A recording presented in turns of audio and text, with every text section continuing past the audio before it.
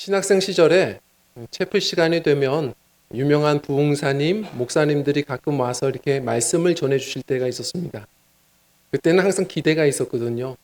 한 번은 유명 부흥사님이 말씀을 전하시는데 감동을 받고 결단을 하고 좋은 마음 가지고 강의실로 이제 돌아가려고 하는데 모두가 일어난 그 순간에 가만히 보니까 친구 중 하나가 자리에서 못 일어나고 있습니다. 계속 울고 있어요. 그래서 무슨 일인가 좀 기다렸다가 많이 은혜 받았나 보다 싶었는데 질문을 했죠. 오늘 왜 이렇게 울어? 왜 이렇게 열심히 기도해? 그랬더니 그게 아니라 우리 강사님의 간증 때문에. 아이고, 강사님이 그러셨잖아. 내가 그렇게 힘든 질병이 있었는데 그 무시무시한 질병에서 하나님이 치료해 주셔서 이렇게 부흥사의 삶을 산다고 할렐루야 하는데 다들 박수 쳤잖아. 그렇지. 그런데 우리 아빠도 목회자였거든. 그리고 그 질병과 똑같은 병으로 우리 아빠는 돌아가셨어. 이게 무슨 일일까? 왜 하나님은 우리 아버지는 데려가신 걸까? 저는 아무 대답도 못했습니다. 그리고 오랫동안 신학을 공부하고 그리고 이렇게 목회를 해보면서도 지금도 왜 그런지, 하나님의 뜻은 무엇인지 정확히 말하면 답을 알 수 없다입니다. 왜 똑같이 신앙생활을 해도 어떤 분은 병에 걸렸다가 그 병으로 죽고 어떤 분은 살까? 어떤 분은 똑같이 경제적인 어려움이 있는데 그분은 기도하며 돌파해내고 어떤 분들은 그렇게 기도해도 잘 안 될까? 사실 우리가 입 밖으로 내지 않을 뿐이지 이 질문은 우리 안에서 쉬지 않고 끊임없이 요동칩니다. 사실 이것은 이 땅에서 우리가 다 알 길이 없습니다. 그러나 말씀드릴 수 있는 것은 결국은 그 나라 가서 할 수 있는 일들이고 우리가 할 수 있는 일은 그걸 지금 다 할 수는 없어도 주님을 신뢰할 수는 있다는 겁니다. 예수님 안에서는 이 질문에 완전한 해답을 다 얻을 수는 없어도 이 질문으로부터 자유할 수는 있다는 것을 알게 되었습니다. 예수님은 우리의 모든 소망 되시고 생명이 되시거든요. 죽음 너머의 소망과 생명을 또한 우리에게 주시는 우리 예수님, 그 안에서는 이 질문이 자유해집니다. 예수님을 모르면 성도님들 우리의 삶의 질문, 가장 큰 질문이 뭐죠? 사냐 죽으냐입니다. 죽느냐 사느냐 이것이 문제입니다. 그런데 죽음 너머의 소망을 얻은 성도라면 그 예수님을 신뢰한다면 이 질문으로부터 자유해집니다. 그때서부터는 우리 질문, 우리의 인생의 화두가 바뀝니다. 그게 빌립보서 1장 20절이죠. 바울이 말한 것처럼 이제는 죽으냐 사냐가 아닙니다. 사느냐 죽느냐의 문제가 아니라 살든지 죽든지입니다. 살든지 죽든지 오직 내 안에서 그리스도만 존귀케 되기를 원하노니 이것이 성도의 새로운 질문이 됩니다. 성도님들 정확히 우리는 왜 이 사람은 살고 저 사람은 죽을까? 다 얘기할 수는 없습니다. 그러나 중요한 것은 그 사람도 이 사람도 주 안에서 살았다면 주님은 둘 다 사랑하셨다입니다.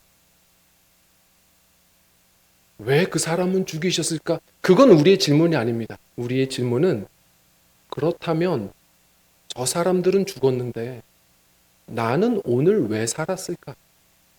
그것을 질문하며 사는 것이 지혜로운 시간의 청지기들임을 우리는 잊지 않아야 됩니다. 오늘 본문 말씀에 보면 그 이야기가 등장합니다. 두 사람이 등장을 하죠. 두 사람 다 예수님의 제자입니다.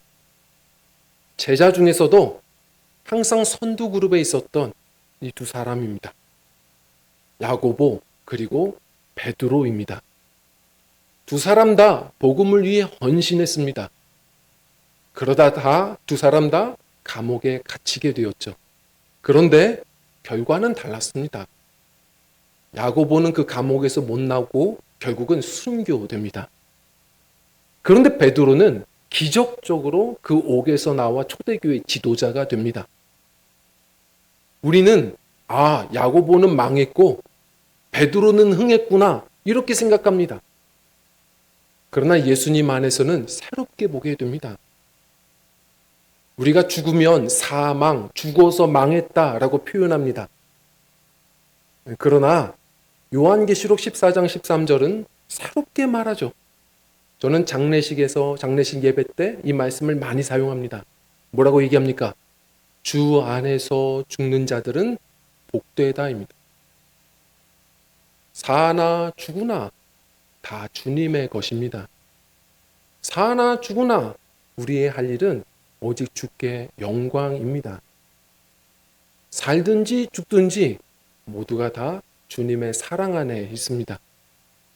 야고보도 베드로도 누구도 그 구원의 차이는 없었습니다. 예수님 안에서 우리가 다시 바라봐야 합니다.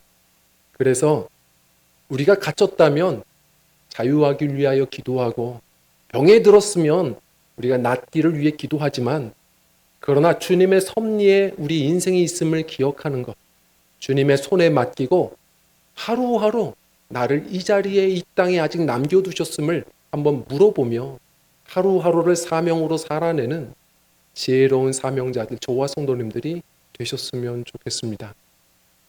자, 오늘 이 믿음으로 새롭게 좀 보려고 합니다.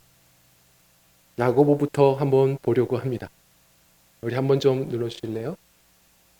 첫 번째로 한번 좀 1번 읽어보도록 하겠습니다. 시작. 죽음으로 영광 돌린 야고보입니다. 우리 1절, 2절 말씀을 같이 읽어보겠습니다. 시작. 그때에 헤롯 왕이 손을 들어 교회 중에서 몇 사람을 해하려 하여 요한의 형제 야고보를 칼로 죽이니. 아멘. 자, 오늘 옥에 갇혀 야고보가 죽습니다. 자, 그런데 헤롯이 그를 해했다라고 성경은 말합니다. 여기서 이 헤롯은 누굴까요? 성경에 참 헷갈리죠. 헤롯이 다 똑같은 인물이 아닙니다. 성경 안에서만 나온 헤롯이 한 4명 됩니다. 헤롯 가문에 있는 사람들이에요. 예수님이 태어나셨을 때 유대의 왕이 태어났다고? 그 베들레헴에 있는 사내 아이 다 죽여라 얘기했던 자가 그 헤롯 가문의 첫 번째 왕, 헤롯 대왕입니다. 그리고 나서 그의 아들들이 나눠서 땅을 통치하게 되고요. 오늘 나온 이 헤롯은 헤롯 아그리파 1세입니다.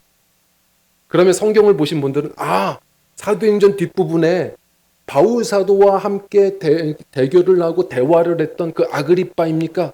그 아그리파는 또 헤롯 아그리파 2세예요. 이 사람의 아들입니다. 헷갈리시죠? 성경에 이 헤롯 다 외우시려면 성경 보는데 피곤해지고 어려워집니다. 그래서 늘 제가 말씀드리는 것처럼 헤롯 하면 다 누구예요? 나쁜 놈입니다.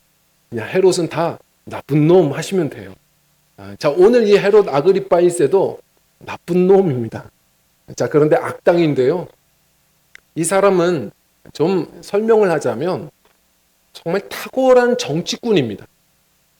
이 헤롯의 손자, 늘 보던 게 그런 왕의 모습이에요. 정치 어떻게 해야 되는지는 정치 구단입니다. 그래서 그가 늘 했던 거는 항상 로마 황제에게는 아부를 잘해요. 로비를 최고로 잘합니다. 그리고 나서는 자기가 다스려야 될 유대인들에게는 얼마나 그 민심을 잘 헤아리는지 그들이 원하는 걸 다 제공해 줍니다. 자기에겐 약점이 있거든요. 헤롯 가문은 아시죠? 정통 유대인이 아닙니다. 이둠의 에돔 출신, 에돔의 피가 흘러요. 그것 때문에 밀란이 일어날까 봐 항상 유대인들 그렇게 그들이 원하는 걸 잘 해줍니다. 그래서 사람들 앞에서는 마치 유대인인 것처럼 오히려 율법을 권장하고요. 성전, 그들이 심장처럼 생각하는 그 성전을 계속 보수해 주고요. 그래서 우리가 이 당시의 성전을, 그가 무슨 신앙이 있어요? 성전 이름이 헤롯 성전이라고도 부르는 겁니다. 그렇게 민심을 잘 챙겼습니다. 정치꾼이에요. 그런데 오늘 말씀해 보면 그 헤롯이 드디어 명절에 제자들을 잡아가두고 결국 참수했다라고 말합니다. 자, 무교절입니다. 최대 명절이에요. 6월절로부터 시작해서 일주일간입니다. 무교병을 먹으며 출애굽때를 기억하죠. 사람들이 대거 몰립니다. 근데 사람들이 많이 모이는 곳에는 반드시 정치인들이 모입니다. 어떻게든 이때에는 목소리를 내야 되거든요. 기회입니다. 그래서 이 정치꾼 헤롯은 그때에 민중을 위한 퍼포먼스를 준비합니다.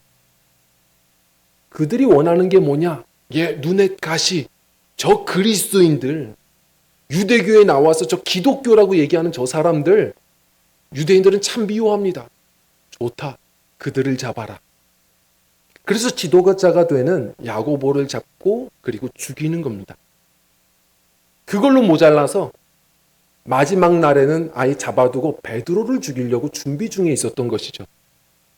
자, 그래서 야고보가 죽습니다. 야고보는 망한 겁니까? 그렇지 않습니다. 야고보는 이 초대교회에 별로 불필요한 후보 선수라서 그랬던 것입니까? 그렇지 않습니다. 성경에 보면 야고보는 베드로와 같이 항상 예수님 그 근처에서 배웠던 사람, 다른 제자들이 못 가본 바로 변화산에서도 겟세마네 동산에서도 예수님 근처에 있었던 사람, 그가 바로 야고보입니다. 탁월하게 배웠고요. 열정도 많았습니다. 그래서 요즘에 한국에서 유명한 저 스페인의 산티아고 순례길이 있습니다. 이것은 성경에 있는 얘기는 아니고요. 중세 교회의 전승이죠. 야고보가 바울이 원했던 땅끝, 당시에는 유럽, 스페인이 땅끝이라고 믿었으니까요. 그래서 스페인까지 가서 복음을 전하고 왔다라는 그런 전승도 있습니다. 물론 그것은 정확하지 않습니다. 그러나 그렇게 사람들이 오랫동안 구전하여 사랑한 만큼 야고보는 열정이 있었던 사람이고요. 복음에 대해서는 뒤를 보지 않고 전진했던 사람입니다. 이렇게 얘기 드리죠. 순교는 아무나 합니까? 순교는 아무나 하는 게 아닙니다. 저 전라도 신안군 그 증도에 가면 문준경 전도사님, 그 여자 전도사님을 많은 사람들이 좋아하고 이런저런 유적들이 있죠. 그 문준경 전도사님이 순교됐던 이유가 뭘까요? 공산당들이 딱 듣고 복음을 전하는 가장 많이 전도한 시암탉이라고 얘기해서 그를 공개 처형하지 않습니까?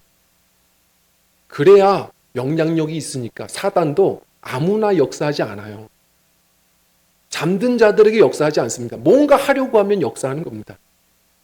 교회에서도 사탄은 반드시 지도자들을 먼저 건드립니다.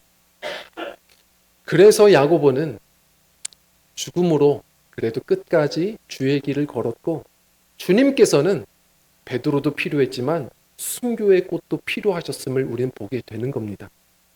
수많은 사람들이 흔들리는 순간 믿음의 사람들은 어떤 길을 가야 하는지를 굳건하게 보여준 삶의 이정표, 사도들 중에 첫 번째 순교자 야고보는 그렇게 쓰임받았습니다. 오래전에 미우라 아야코라는 소설가가 말했죠. 성도는 마지막 순간도 최후의 사명이다. 야고보는 그렇게 끝까지 의연하게 좋은 복음의 향기를 내었음을 보게 됩니다. 이제는 베드로입니다. 베드로는요, 한번 읽어보겠습니다. 시작. 삶으로 영광 돌림 베드로입니다. 우리 3절, 4절 말씀 좀 읽어볼까요? 시작. 유대인들이 이 일을 기뻐하는 것을 보고 베드로도 잡으려 할새 때는 무교절 기간이라 잡음에 옥에 가두어 군인 넷씩 네 패에게 맡겨 지키고 6월절 후에 백성 앞에 끌어내고자 하더라. 아멘. 자, 베드로가 지금 옥에 갇혀 있습니다. 야고보보다 우리 같으면 더 두려웠을 겁니다. 왜냐하면 정말 앞서 야고보를 죽였거든요. 이제 자기 차례입니다. 지금 헤롯은 베드로를 아껴두고 있습니다. 마지막 퍼포먼스이거든요. 마지막 최고의 불꽃입니다. 이 베드로 어떤 마음이었을까요? 근데 제가요, 조금 생각해 보면 이런 생각이 듭니다. 많은 목사님들은 이 사도행전 12장을 설교하면 베드로의 이야기를 하면서 우리도 기도하여 죽을 위기에서 항상 우리 하나님의 건져주심을 한번 바랍시다. 이렇게 설교들을 하십니다. 그러나 베드로는 진짜 살고 싶었을까요? 저는 그렇지 않다고 봅니다. 왜냐하면 베드로는 정말 부활의 주님을 눈앞에서 만났습니다. 부활의 약속을 받았습니다. 오히려 하루하루 사는 게 순교자적 삶이었습니다. 오히려 이제 좀 쉬고 싶었을 것 같습니다. 어떻게 하냐면 내일 죽는 그 사람이 천사가 흔들어 깨울 만큼 허리띠를 풀고 잡니다. 신발도 벗고 자요. 천사가 오히려 지금 다급합니다. 그는 오랜만에 평안을 즐깁니다. 우리도 그렇잖아요.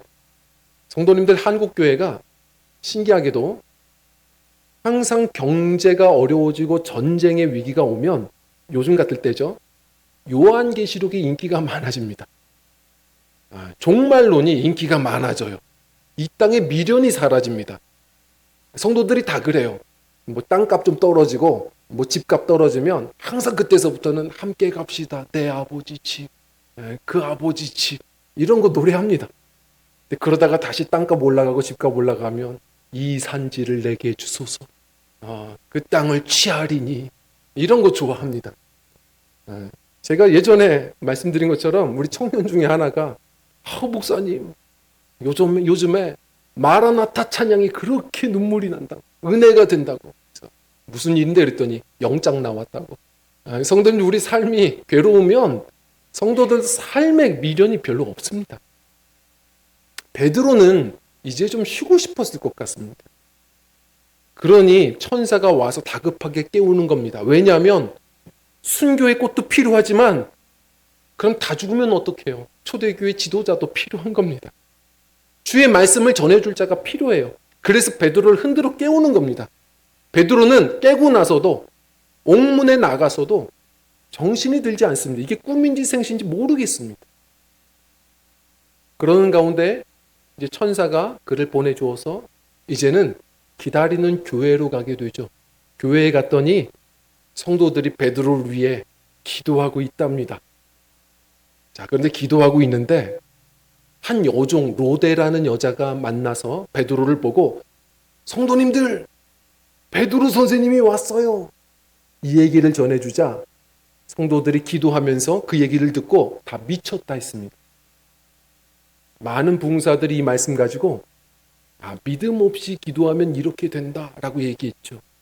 우리가 기도하면서도 진짜 하나님이 응답하시면 놀랄 만큼 우리가 믿음 없이 기도할 때가 있다. 그렇게 말할 때가 있었습니다. 그런데 요즘 신학자들은 조금 다른 이야기를 합니다. 그 초대교회들이 기도했다는데 베드로가 살아 돌아오기를 위해 기도했을까? 아닐 겁니다.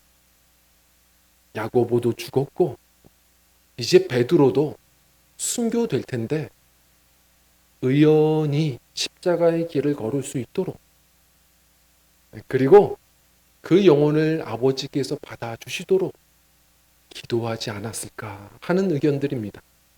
왜냐하면 사도행전에 보면 다들 죽고 사는 게 그렇게 중요한 문제가 아니었습니다. 부활의 소망이 있었기에 의연히 복음 전하는 것이 그들의 유일한 목적이었습니다. 베드로는 그래서 그 교회에 가서 성도들을 만났고 자기가 어떻게 살아 돌아왔는지를 간증하기 시작했죠. 학자들은 그 기도했던 교회 안에 예루살렘 교회가 어렵다는 소식을 듣고 헌금을 가지고 들어온 바울과 바나바도 있었을 것이다 라고 얘기합니다. 저도 그렇게 생각합니다. 오늘 12장 마지막에 보면 바나바와 바울 이야기로 끝이 나거든요. 베드로는 그 바울을 만났을 겁니다. 그리고 나서 오늘 17절 말씀은 이렇게 이야기합니다. 17절 읽어보겠습니다. 시작. 베드로가 그들에게 손짓하여 조용하게 하고 주께서 자기를 이끌어 옥에서 나오게 하던 일을 말하고 또 야고보와 형제들에게 이 말을 전하라 하고 떠나 다른 곳으로 가니라. 아멘. 베드로가 기적적으로 지금 감옥에서 나왔는데요. 간증할 게 얼마나 넘칩니까? 그리고 이렇게 안디옥 교회까지 잘 섰거든요. 교회가 지금 확장되고 있습니다. 자기 지분이 얼마나 많습니까? 감투 쓰고 싶진 않았을까요? 베드로는 죽으나 사나 오직 주께 영광인 겁니다. 오늘 말씀에 보면 그가 그들을 만나 이야기하고 떠나 다른 곳으로 가니라 라고 말합니다. 이 사도행전의 저자 누가는 어디로 갔는지 말하지 않습니다. 왜냐하면 그게 중요하지 않거든요. 이 표현이 정확합니다. 베드로는 이제 이 교회에, 이 복음의, 이 선교의 중심 무대에서 지금 뒷무대로 사라져가는 겁니다. 이제 바톤은 바울에게 넘어가는 겁니다. 사도행전은 크게 보면 12장을 통해서 1부고요. 13장부터가 이제는 2부입니다. 다시 말해 1부는 예루살렘 교회가 주무대고 13장부터는 안디옥 교회가 주무대입니다. 12장까지는 예루살렘의 지도자 바로 베드로가 주연이었다면 13장부터는 땅끝까지 복음 전하는 바울이 이제는 주연입니다. 이제는 성령 안에서 자기의 자리를 알았습니다. 이제는 무대 뒤로 나아가는 겁니다. 누군가가 말한 것처럼 성도의 인생은 살아갈 때에는 원더풀이고 이별할 때는 뷰티풀입니다. 주 안에서 힘있게 살다가 주님께서 멈추라 하시면 또 아름답게 이별할 수 있어야 합니다. 주님의 향기인 것이죠. 자, 그렇다면 우린 또 질문입니다. 아니, 그러니까 차라리 멋있게 그 감옥에서 야고보처럼 거기서 순교하게 하시지. 그렇지만 성도님들, 베드로에게는 아직 남은 사명이 하나 있었습니다. 그래서 살리셨던 것 같습니다. 자, 이제 역사 무대 뒤로 지금 사라지는데 사도행전에서 이제는 베드로를 찾아보기 어렵다가 갑자기 15장에서 나타납니다. 무슨 일이 있었죠? 바울과 바나바가 세계 선교를 하고 딱 돌아왔는데 1차 전도 여행을 하고 나서 예루살렘 교회에 유대인 중심이잖아요. 이 꼰대들이 마음을 열지 않고 이상한 소리를 하는 겁니다. 이방인들에게 왜 전도를 해? 이방인들이 어떻게 우리와 하나 될 수 있어? 그때 바울과 바나바가 화가 나서 그들과 함께 변론하기 위해 첫 번째 큰 교회에 회의가 생깁니다. 공의회가 생겼어요. 그때에 베드로가 나와서 갑자기 등장해서 이 모든 것을 질서를 잡아줍니다. 여러분들, 제가 예전에 이방인 백부장 고넬료에게 복음을 전했는데 그에게도 하나님이 성령을 부어주셨습니다. 이방인들이 주님께 오는 것은 하나님의 뜻입니다. 주님께 나오는 것을 어렵게 만들지 맙시다. 그래서 오히려 바울과 바나바 선교의 문을요 활짝 열어주는 발사체의 역할을 감당해 줍니다. 우리의 질문은 단 한 가지입니다. 살든 죽든 주의 영광입니다. 우리의 질문은 왜 그는 죽었을까가 아닙니다. 오늘 왜 나를 아직 남겨두셨을까입니다. 그 믿음으로 사명으로 나아가는 지혜가 우리에게 있어야 합니다. 예전에 영광의 깃발이라는 영화 보셨습니까? 오래된 영화거든요. 이 영화를 보면 미국의 남북전쟁이었죠. 이 북군들은 하나님의 영광, 하나님의 뜻이다 선포하며 흑인 노예제도 폐지를 위해 싸우기 시작했습니다. 그래서 이 북군들이 열심히 싸웠는데 그것에 감동했던 흑인 노예 출신들이 우리도 목숨 걸어 싸우겠습니다. 전쟁에 참여하게 됩니다. 자, 이 군대에 들어가서 이 54연대였거든요. 실화였습니다. 그들이 군대에 들어가서 이 전쟁에 참여하는데 모합지졸들입니다. 왜냐하면 그들은 배운 적이 없거든요. 글을 모르고 그리고 단어가 잘 어렵습니다. 실수하기 쉽습니다. 그래서 총은 물론이고 제식 훈련도 안 됐습니다. 오른발, 오른발, 해도 사람들이 발이 다 틀립니다. 나중에 알았죠. 그들은 살면서 오른발이 어딘지를 모르고 살았습니다. 그들이 어떻게 싸우죠? 그러나 중요한 건 서로들이 다 다르고 실력들은 부족해도 오직 영광을 위해서 한 걸음 걸었더니 그들은 포기하지 않았고 위대한 역사를 이루었죠. 제자들이 그랬습니다. 오합지졸들, 갈릴리의 어부들이었습니다. 그런데 오직 주의 영광을 위해 한 걸음을 걸었던 것. 서로의 사명이 달랐고 삶의 기간은 달랐어도 모두가 함께 한 주의 영광을 위해 살았다는 사실을 우리가 봐야 할 필요가 있습니다. 한 사람만 더 이야기해 보려고 합니다. 그렇다면 헤롯은요? 우리 세 번째 함께 읽겠습니다. 시작. 헛된 영광으로 멸망당한 헤롯입니다. 우리 21절 22절 말씀을 읽겠습니다. 시작. 헤롯이 나를 택하여 왕복을 입고 단상에 앉아 백성에게 연설하니 백성들이 크게 부르되 이것은 신의 소리요 사람의 소리가 아니라 하거늘. 아멘. 헤롯은 놀랬습니다. 말도 안 되는 일이 벌어졌습니다. 그 3중 4중으로 가둬둔 베드로가 사라졌거든요. 그걸 알고 나서 자기의 축제가 망쳤습니다. 화가 나서 그 순간 지키던 간수들을 다 살육합니다. 사이코패스입니다. 그렇게 죽이고 했던 그가 그날 어디로 가냐?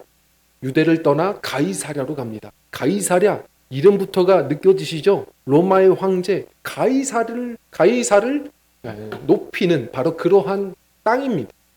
그 지역 그 무대로 가서 이 황제를 높이는 행사를 하게 됩니다.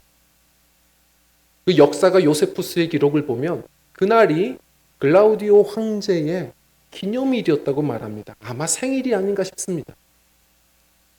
그때를 맞추어서 이 탁월한 정치꾼은 뭘 하느냐? 로마 황제에게 대단한 축제를 보여드리려고 그는 은빛 옷을 입었다고 합니다. 은으로 세공된 옷, 사람들 단상 위에 섰더니 태양빛이 비쳐서 환하게 빛났겠죠. 이 헤롯에게 쌀을 구하러 왔던 두로와 시돈 사람들이 사절들이 와서 그의 소리를 듣고 아부를 하기 시작합니다. 우와, 신의 형상이다. 저 목소리를 들어봐라. 신의 소리라. 그 이야기에 헤롯은 즐거움을 갖게 되었고 영광을 주님께 돌리지 않고 자신이 영광에 취해 있다가 결국 멸망당합니다. 23절 말씀 읽겠습니다. 시작. 헤롯이 영광을 하나님께로 돌리지 아니하므로 주의 사자가 곧 친히 벌레에게 먹혀 죽으니라. 아멘. 성도님들, 성경은 아주 단순합니다. 온 세상을 그리고 하나님의 형상으로 우리를 창조하신 하나님, 마땅히 영광 받으실 하나님께 그 영광을 돌리며 사는 것이 우리의 인생이라고 이야기합니다. 이사야서 43장 21절 우리가 창조된 이유는 오직 우리를 창조하신 주님을 찬송하도록 우리를 지으셨다 말씀하십니다. 그런데 참 우리 헛된 인생들이 이 짧은 인생을 살면서 그때 입은 그 옷에 취하여서 그때 가진 그 소유로 취하여서 얼마 있으면 똑같이 한 줌의 흙이 되고 벌레 밥이 될 우리 인생들이 하나님께 영광 돌리지 않고 자기 영광에 취하여 살 때가 얼마나 많은지 모릅니다. 성도님들, 우리는 오늘 이렇게 예수님을 믿고 하나님께 영광을 돌리겠다고 와서 찬양하고 예배합니다. 근데 제가 묻겠습니다. 우리는 정말 주님께 영광 돌리며 삽니까? 영광이 뭔가요? 구약 성경에서의 영광은 무게라는 뜻입니다. 우리 하나님이 정말 우리의 삶의 무게 중심이 되시냐라는 겁니다. 말로는 하나님 영광 돌립니다. 우리 찬양할 때 주께 영광 돌립시다 하면 박수는 칠 줄 아는데 삶 속에서 정말 영광이라는 건 주님이 우리의 중심이 되셔서 무게가 되셔서 우리의 시간과 열정과 모든 헌신이 주님께 중력이 되어서 쏠려 살아가는 것, 그것이야말로 진정한 하나님께 영광 돌리는 삶입니다. 말로는 영광이라고 합니다. 특히 신약 성경에 오늘 이 영광이라는 말은 이게 도케오라는 말에서부터 옵니다. 이 독사라는 말인데요. 도케오라는 뜻이 뭐냐면 이게 보이다입니다. 주님을 바라봐야 합니다. 믿음의 눈을 들어서 계속해서 주님을 바라보며 살아갈 때 우리 바울 사도가 말한 것처럼 고린도후서 3장 18절 주의 영광을 보니 주의 형상으로 변하여가 되는 겁니다.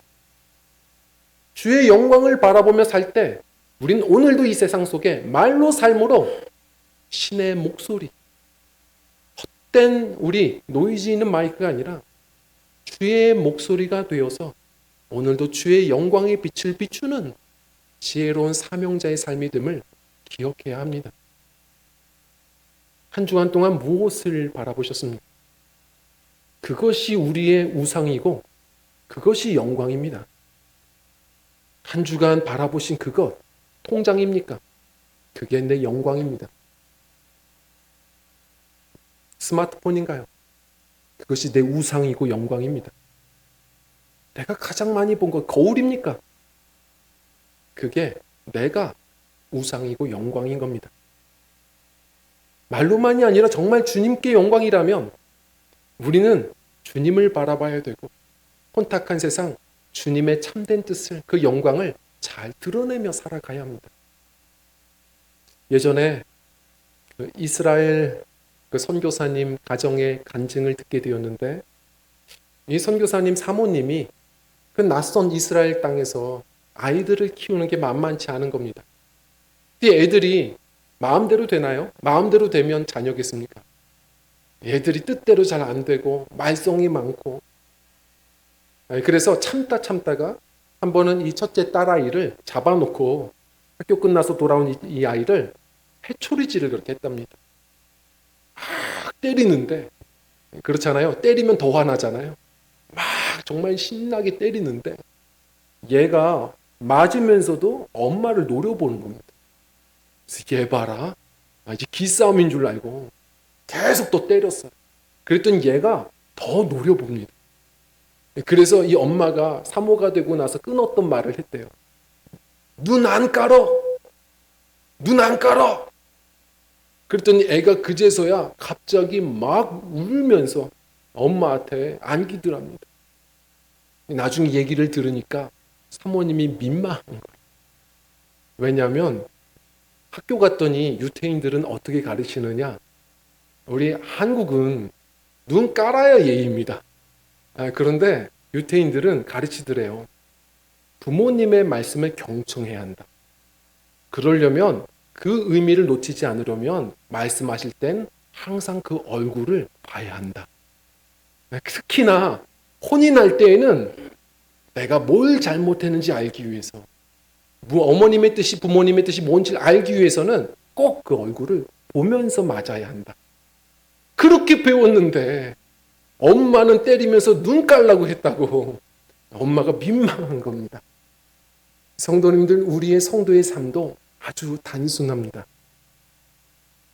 이 세상 이것저것을 보던 우리가 어느 순간부터 우리의 초점이 점점 단순해져 가는 겁니다. 우리의 모든 소망이 되시고 생명 되신 주님 앞에 우리의 모든 인생의 질문을 맡겨드리는 것. 그리고 우리가 할 일은 오늘도 주님을 바라보는 것. 그리고 주님의 그 뜻을 헤아리며 우리의 말로 삶으로 이 세상 앞에 좋은 신의 마이크가 되어서 주님의 뜻을, 그 영광의 빛을 잘 전달하며 사는 것이 지혜로운 믿음의 여정인 줄 믿습니다. 말씀을 정리합니다. 지난달 25일에 우리 국민 배우 김수미 씨가 갑자기 소천했습니다. 근데 이분이 푸른교회 이제 집사님이신 거 아십니까? 사실 이분은 오래전부터 이제 모태신앙이었어요. 할아버지가 군산 신흥교회에 이제 담임 목사님이셨습니다. 그래서 목회자의 가정에서 이렇게 자라오셨는데 우리가 알다시피 이분은 참 오랫동안 파란만장한 인생을 사셨죠. 왜냐하면 서울로 올라오면서 또 배우의 길을 걸으면서 교회를 나가지 않게 되었고 어느 순간 예수님을 잊고 살았다 말합니다. 그러면서 이야기하는 것은 이분의 간증을 들어보면 많은 사람들이 김수미 씨 성공했고 배우고 인기도 많고 돈도 많고 행복하겠어요. 다들 착각이었다고. 자신은 한 번도 행복한 적이 없었답니다. 자신은 소문난 까칠인데 자기가 컨셉이 아니라 마음의 여유는 늘 없었다는 겁니다.